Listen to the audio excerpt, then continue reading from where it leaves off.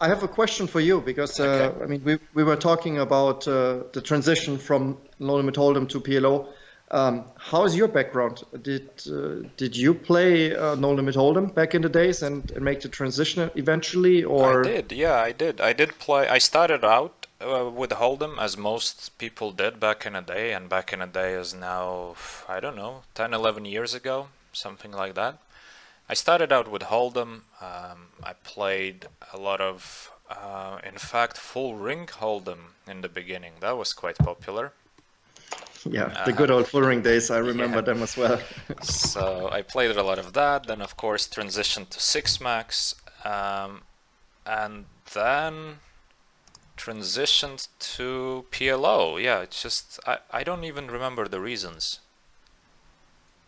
Well, I Uh, think the reasons were because I was playing on all the sites, Hold'em, the games that because most of the time I was playing like 510, 1020, 510, 2-4 to 1020, sort of that range. And sometimes I would join a PLO table just because I started learning the game. I thought, oh, it's so much fun. And it really felt like the games were so much softer than Hold'em. And it was definitely true. The PLO games back then were so much softer than Hold'em games. And I think it's still true now. how did you make the transition back then? How did you learn PLO? Well, the hard way. I would say the hard way. I just started playing, and I didn't start playing low stakes. I think I even might have started with like playing 2-4 and 510. Definitely was playing PLO 510, um, without much of a clue actually of what's going on.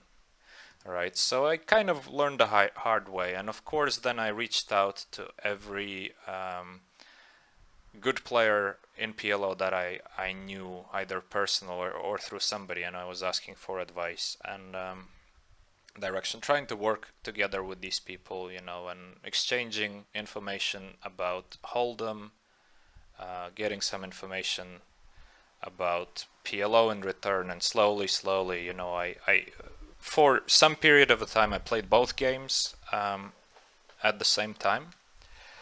I like that fold, by the way, the one that you just did, Okay, that especially at was these stakes, with the rake being an issue.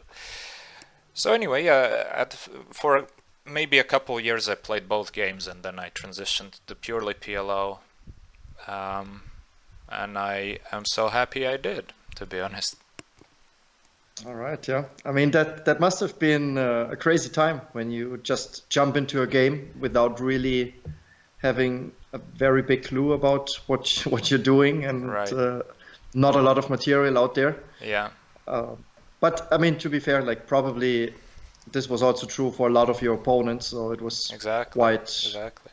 And quite that an was also adventurous the time. time when, there were other games, because it was not purely Hold'em and PLO for me. I played other games, and I played, I played those crazy Do 7 games as well, Do 7 triple draw games with where Hansen and all these guys were just going absolutely mental.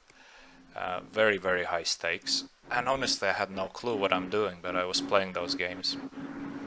But Okay. neither did they. Nobody had a clue. It was like, oh, it's a new game. That's so cool. Let's try it.